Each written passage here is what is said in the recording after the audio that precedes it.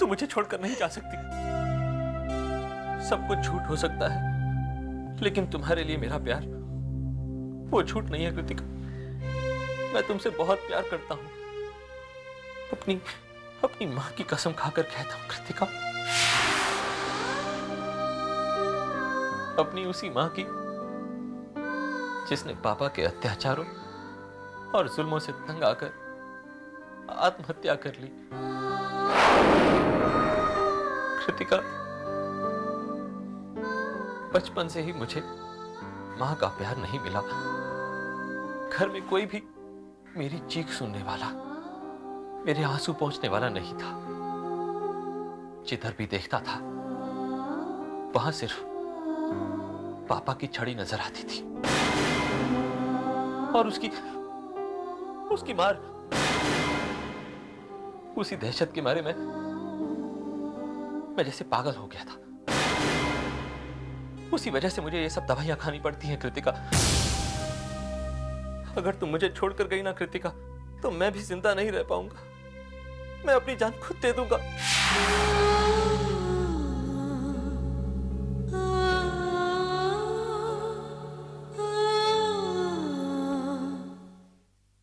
उर्वशी घर में है?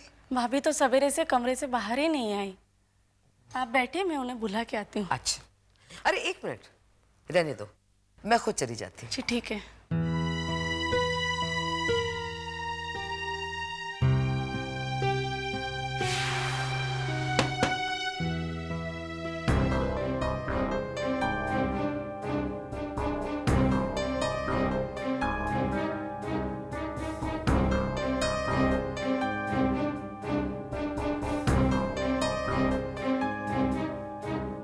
उर्वशी, अभी तक सो रही हो बेटा? उर्वशी, उर्वशी, अभी तक सो रही है? कहीं सोते सोते मर तो नहीं गई?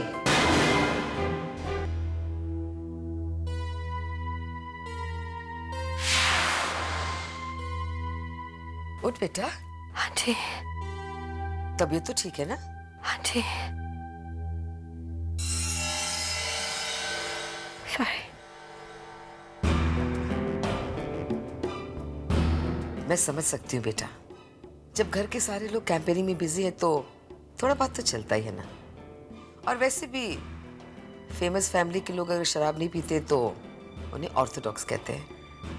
आंटी आप बैठिए, आप कुछ लेंगे? Thank you. अरे इनफैक्ट मैं तुम्हें अपने घर बुलाने आई हूँ। आज रात को मेरे यहाँ छोटी सी पार्टी है। अगर तुम आओगी तो मुझे बहुत अच्छा लगेगा। मैं ट्राई करूंगी। अब 2 मिनट में आती हूँ। I'll wait for you बेटा। आस्ते आस्ते आस्ते।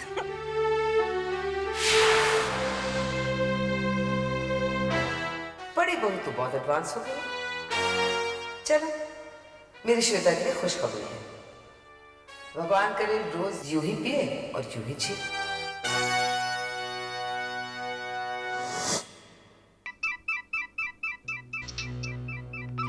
मम्मा का फोन। हे भगवान, कोई ऐसी खबर देना जिससे धमाका हो जाए। हाय मम्मा, हम बस अभी चुनाव प्रचार के लिए निकल रहे थे। बेटा, तेरे मुंह से पॉलिटिक्स की बात बहुत अच्छी लगती है। अच्छा मम्मा, कुणाल भैया और उर्वशी भाभी के बारे में कोई न्यूज़ है? मैं कल से इसी न्यूज़ के इंतजार में हूँ।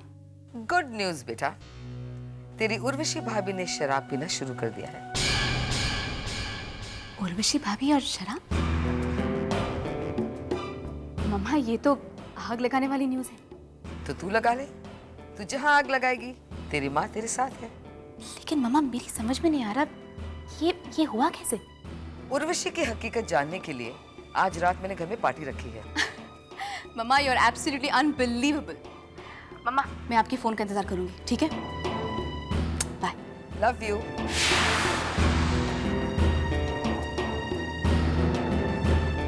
लगता है अब इस खानदान में मेरा वक्त आ गया है।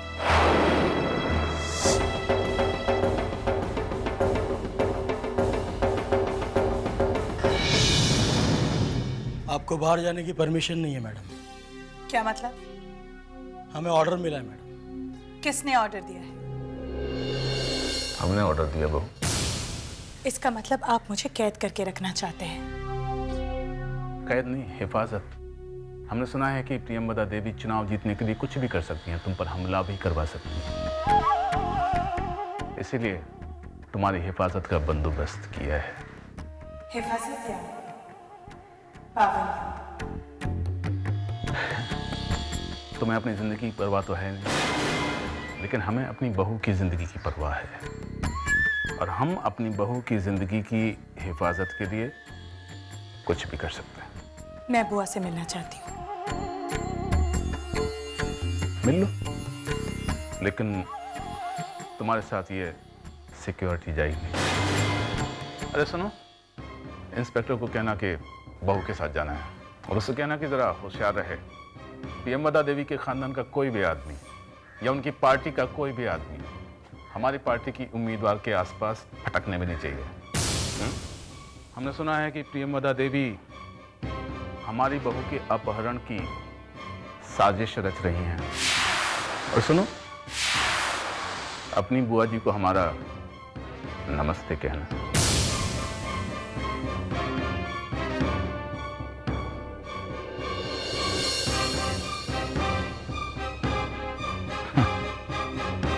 आगे आगे देखो होता है क्या। अगले 2 दिनों की तैयारी पे ही चुनाव का फैसला टिका हुआ है। पार्टी के सभी कार्यकर्ता अपने अपने क्षेत्र की कमान संभालेंगे। अगले 48 घंटों में आप सबको अपनी आंखें खुली रखनी है। दूर देहात के जो मतदान केंद्र हैं, उनकी चौकसी बहुत जरूरी है, क्योंकि वहीं पर ज्यादातर जाली मतदान हो जाते हैं। आप लोग लगातार मोबाइल फोन पे एक दूसरे के साथ और हमारे साथ संपर्क करेंगे। कहीं भी कोई गड़बड़ी दिखाई दे तो फौरन हमें और एक दूसरे को इत्तला दीजिएगा। विपक्ष तो जरूर हिंसा की कोशिश करेंगे, लेकिन हमारी ओर से संविधान और कानून का कोई उल्लंघन नहीं होना चाहिए। याद रखिए, इस चुनाव में हमारा एक भी वोट जाए न जाए। देश विदेश के सब पत्रकारों की नजर भी इस मतदान पर है। हमारी ओर से कामयाबी की शुभकामनाएं आप सबके साथ हैं।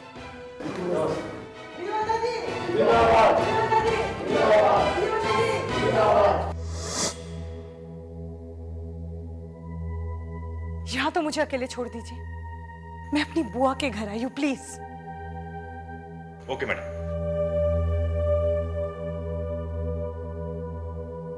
क्या बात है? बुआ ऋषभ ने मुझे सब कुछ सच सच बता दिया है। डायमा ने जो कुछ भी कहा था वो सब सच है बुआ। और जब से उन्हें पता चला है कि मैं सच्चाई जानती हूँ, तब से मुझ पे नजर रखी जा रही है। जहां भी जा रही हूँ ये पुलिस इंस्पेक्टर साथ में है। तू चिंता मत कर, मैं खुद भागवत से बात करूंगी। अगर तुम उस घर में नहीं जाना चाहती तो कोई कुछ नहीं कर सकता। तू बता, क्या करना चाहती हो? वो मैं उस घर में रहना नहीं चाहती, और इस इलेक्शन से मैं अपना नाम वापस लेना चाहती हूँ। तू ऋषभ के साथ नहीं रहना चाहती?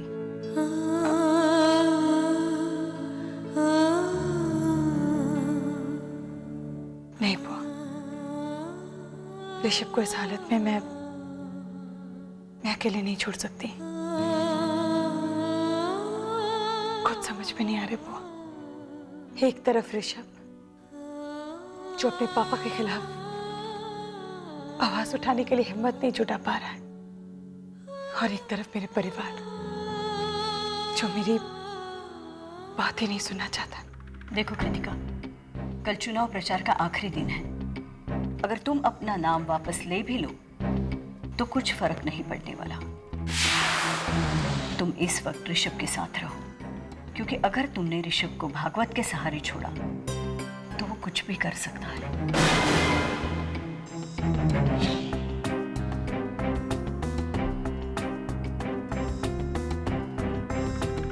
भाभी, आज खाने में क्या बनाना है? मुझे कुछ नहीं खाना, अपने भैया से पूछ लो। कुछ और काम है तुम्हें? नहीं, कुछ नहीं।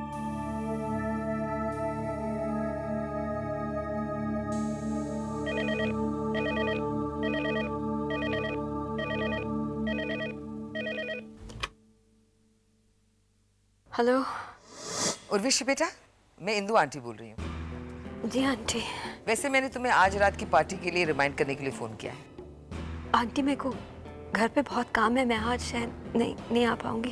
अरे बेटा, अपनों से बड़ों का दिल नहीं तोड़ते हैं। मैं तुम भी अकेली हो, मैं भी अकेली हूँ, और फिर तुम तो जानती हो श्वेता यहाँ पे नहीं है। अगर तुम आओगी ना तो मुझे बहुत अच्छा लगेगा। जी आंटी। थैंक यू बेटा, मैं वेट करूंगी। बाय।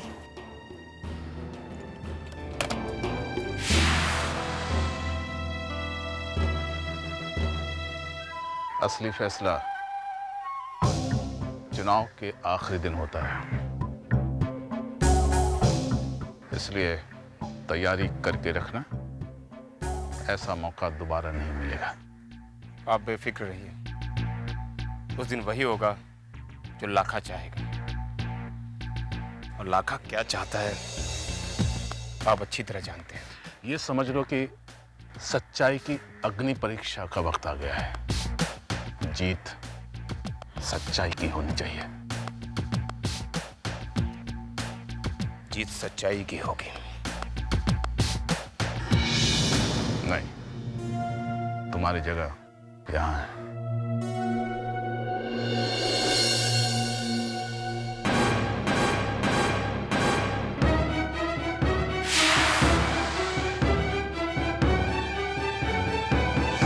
मामा, पूरे एरिया में हमारे वर्कर्स की ड्यूटी लगा रखी। अब पोलिंग के वक्त किसी धांधली की कोई गुंजाइश नहीं रहेगी। हर पोलिंग बूथ में हमारे खास आदमी 24 घंटे मौजूद रहेगा, और ये सारा प्रोसेस उन्हीं की निगरानी में होगा।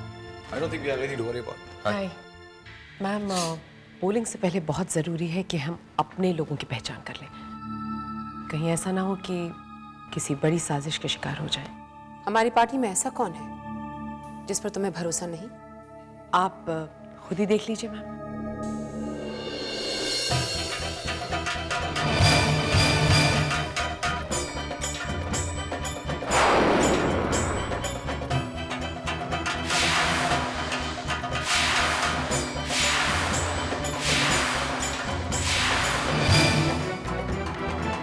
कितने प्यार से भागवत लाखा को गले लगा रहा है।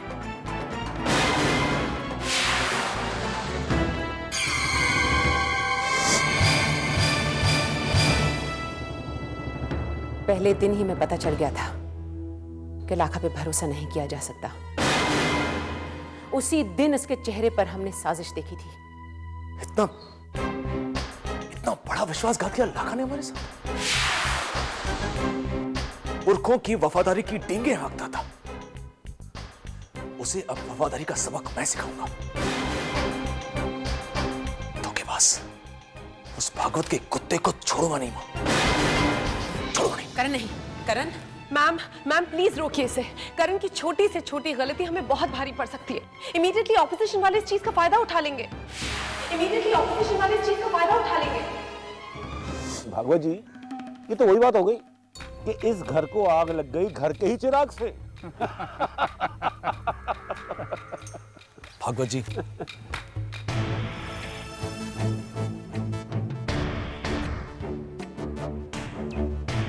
अरे करण बेटे, तुम यहाँ?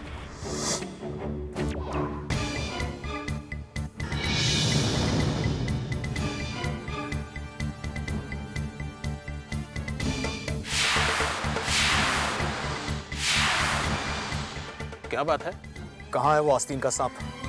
किसकी बात कर रहे हो करण बेटे? आप जैसे लोगों की वजह से इस देश में राजनीति का सत्यानाश हो गया। आमने सामने टकराने की हिम्मत नहीं है, इसलिए आप पीठ पीछे वार कर रहे हो। करण बेटा, आखिर पता तो लगे कि माजरा क्या है। Shut up! मुंह बंद रखिए आपका, वरना जबान खींच लूंगा। कुछ बोलने लायक नहीं रहोगे रघुनंदन।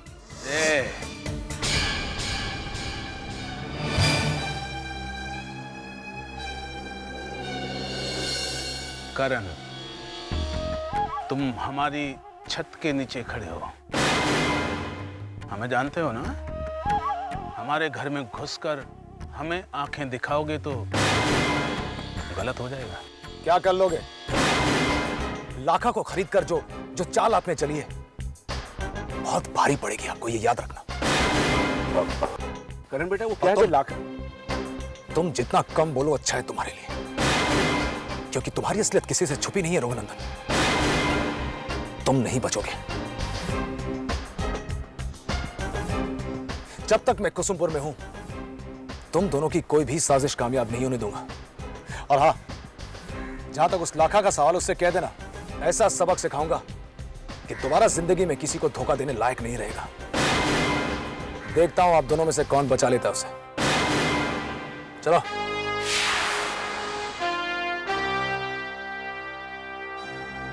भागवत जी, मुझे तो बड़ी घबराहट हो रही है।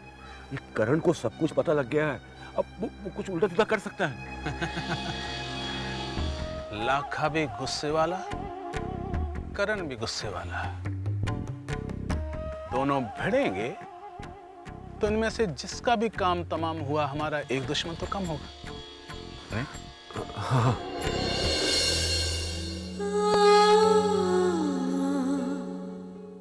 भैया, भैया मुझे आपसे बात। मुझे तुमसे कोई बात नहीं करनी कृतिका।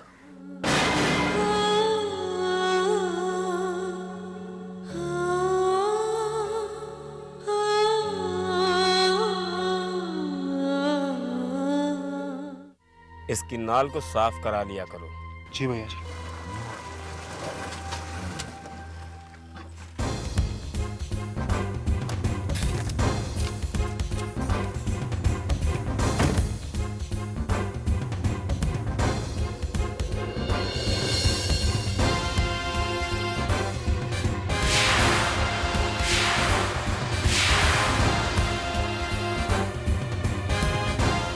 अरे करण भैया प्रणाम।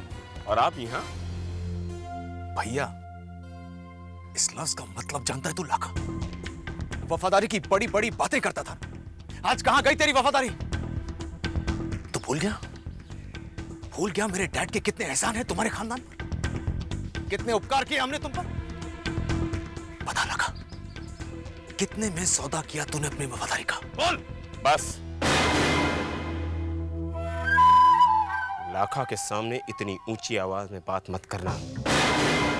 लाखा को इतनी ऊंची आवाज सुनने की आदत नहीं है। इस जबान को लगाम दे लाखा।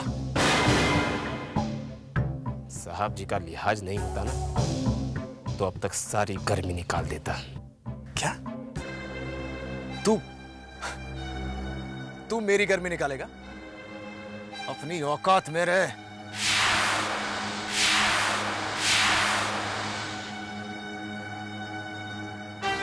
और ये मत भूल, अगर हम जिंदगी देना जानते हैं तो जिंदगी लेना भी जानते हैं।